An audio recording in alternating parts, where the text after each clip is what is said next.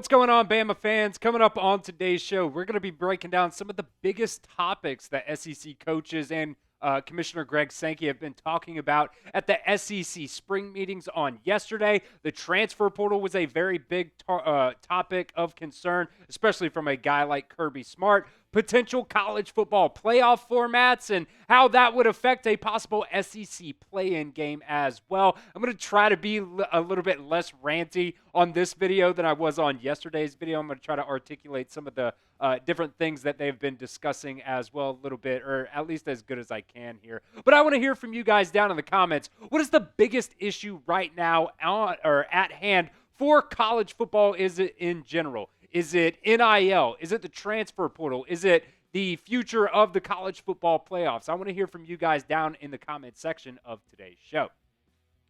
Now, Kirby Smart was really the leader of the conversations on only having one transfer portal window. He called it the most important issue right now pertaining to college football. This is what Kirby Smart said about the potential of only having one or two transfer portal windows. He said, needless to say, I'm a proponent for a January, wherever it fits window. There are people saying, oh, we can't get our kids in academically. Well, they're getting mid-year high school players in the same academic window. It's happening everywhere. So I am a big believer in that, and I think that that is the decision that has to be made, at least from a standpoint of SEC and the bigger picture of the country. Where is the portal window, and is there two, or is there only going to be one?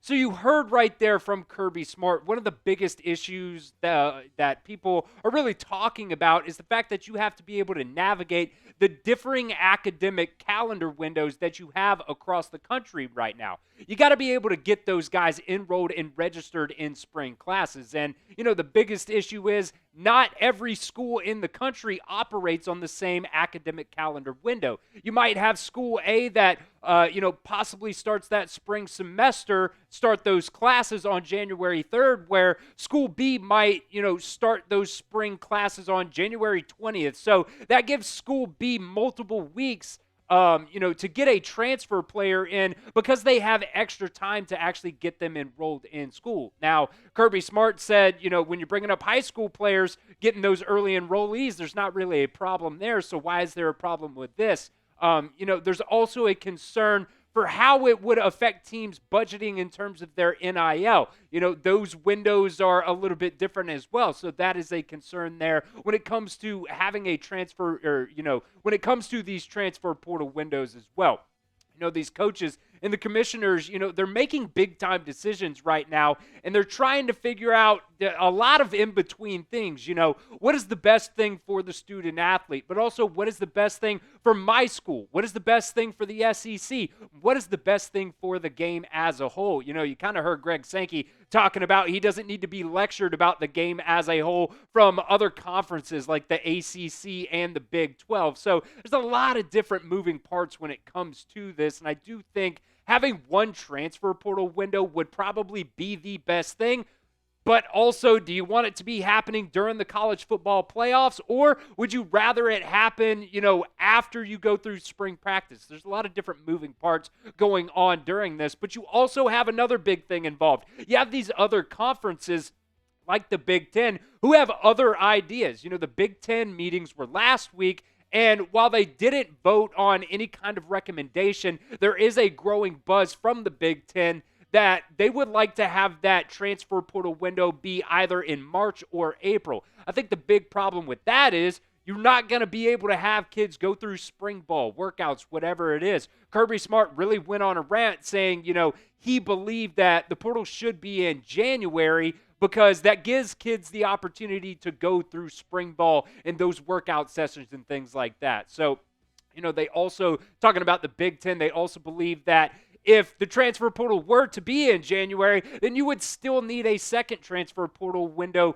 some other time of the year. When that would be, I don't really know. But one thing everybody really does seem to agree on is, it's hard to deal with the transfer portal being right in the middle of the college football playoff season. And, the expansion of the college football playoffs makes this more difficult because now you are, having to play more games, which extends the college football calendar, which already doesn't line up with the academic calendar. So there's a lot of different moving parts going on. I personally think you should only have one transfer portal window. I think it should probably come after the college football season. Then those guys can go through spring practice with their new team, but it all still kind of comes down to that academic calendar as well. So don't really know what's going to go down on that, but you're going to need the entirety of college football to really agree on this for it to, have any changes, happen in the near future anyways. So how many transfer portal windows do you guys think there should be? Type 1 if you think it's 1, type 2 if you think there should be 2, and let me know as well, where do you think or when do you think that transfer portal should be? Do you think it should be in January after the college football playoffs, or do you think it should be, March, April, May, sometime during then? Let me know what you guys think down at the pinned comment of today's show. There's also been a lot of ideas being thrown around about a potential college football playoff expansion format. Now, we talked about the difference between the 14 and the 16 team college football format that they're talking about right now. And I think, it really doesn't matter if they go to 14 or 16 teams. Well, I guess it kind of does when you're talking about the SEC play and stuff that we're going to talk about later. This is the potential 16-team format that we have talked about a lot here.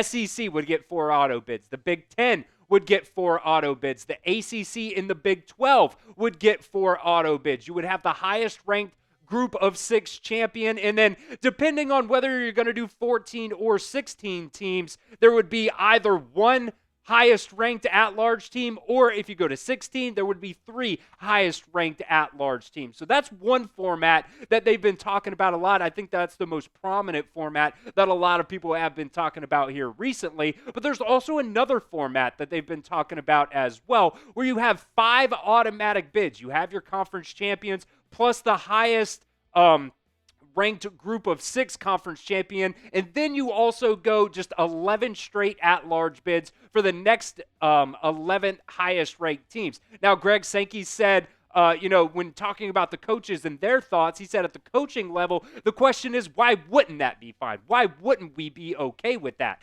Lane Kiffin said that he would rather have get rid of auto bids and have a 16, just the 16 best teams in there, period. That's kind of the way I personally think. Just rank the 16 teams, and then, you already said you were going to have straight seeding, so just have them straight seeded as that. No auto bids, just the 16 best teams in the college football playoffs. And we always talk about we always used to talk about anyways, getting the 4 best teams in the college football playoffs. I think now that discussion is kind of transferring from getting the 4 best teams in.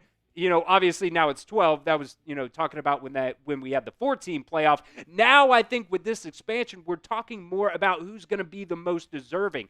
And, we just shouldn't have teams, in my opinion, ranked outside the top 12 or the top 16 or the top 14 getting into the playoffs. I don't really care if they won their conference championship. If their conference champion isn't good enough to be a top 14, 16, 12 team, whatever this playoff format is going to be, I don't think they deserve to be in the college football playoffs. And also, I've said this before, I'm sorry, but I have no interest in watching any group of 6 team play against, the bigger Power 4 teams in college football. I don't think they're ever going to have a shot to win a national championship. I think, they can just go off and do their own thing. You could have a group of 6 national champion. I think that would be fine and fun as well. Greg Sankey also did say as well, the deadline for finalizing the 2026 college football playoff format the contract-wise is either going to be November 30th or December 1st. So they have a little bit of time to talk about this, but they don't have a ton of time to really figure out how we're going to be looking at the college football playoffs in the near future. We'll continue how this is going to affect the SEC and the SEC championship here in just a second as well. But look, the SEC spring meetings are down in Destin right now, and you got to think Kayla DeBoer probably would need a pair of Alabama swim trunks. So go over to chatsports.com/Bama trunks, and you guys can get a deal right now on those Alabama swim trunks. That link will be in the comment section and the description of today's show.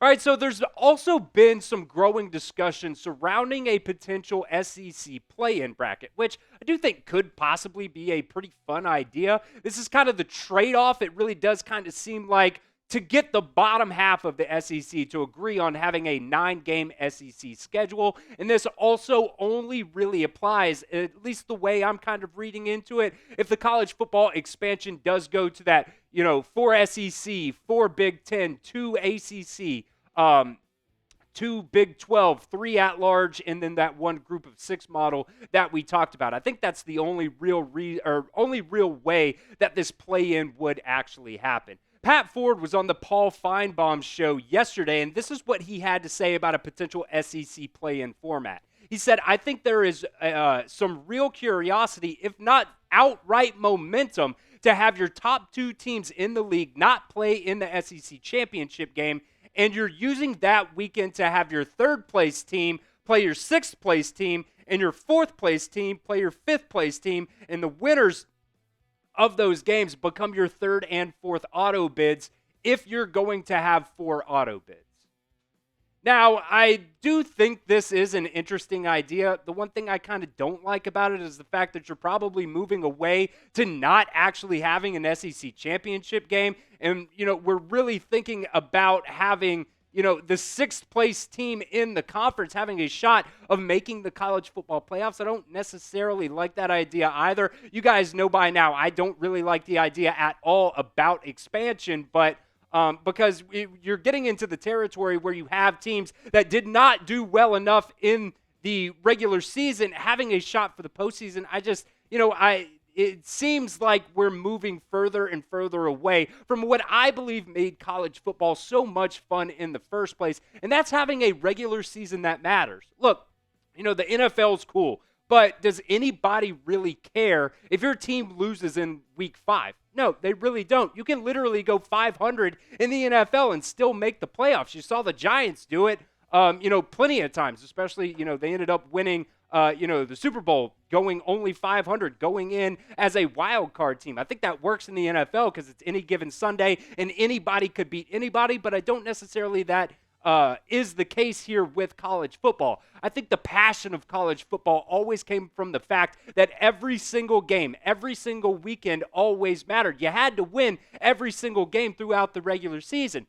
And I fear that we are going down this path that's just going to diminish the regular season more than we already have by expanding even more, whether that's in the college football playoffs or having your 6th ranked team in the SEC having an opportunity to play into the college football playoffs. And I feel like, you can just take the top 4 teams from the SEC standings, have those teams play it out. You're still going to have like a fun little SEC bracket tournament for the SEC championship. You get that SEC champion title. Maybe that's the team that gets that first round bye, and then the other 3 teams, they play those things out for seeding purposes. But that's just kind of how I feel about it. I think Josh Pate also had a very interesting take on it as well that I kind of agree with as well. He basically said that if you go down this route, you're kind of taking the College Football Playoff Committee out of the equation altogether for both the SEC and the Big Ten, because they're going to have those 4 auto bids, possibly right now. Nothing is confirmed, of course.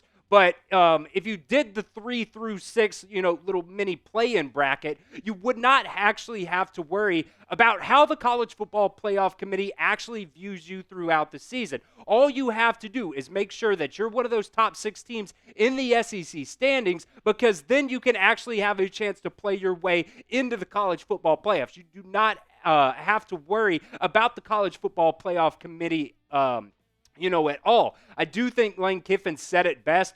Every system is going to have its flaws. It's just going to be about figuring out which one of these systems is going to have the least flaws at the end of the day. Make sure you guys are subscribed right here to the Alabama Football Report. We're going to continue to talk about these SEC spring meetings and anything that could affect Alabama as well. Make sure you guys are subscribed. We are only 8 subscribers away from hitting 500 here in the month of May, so help me out, help yourself out. Stay up to date on all things Alabama. Hit that sub button for me right now.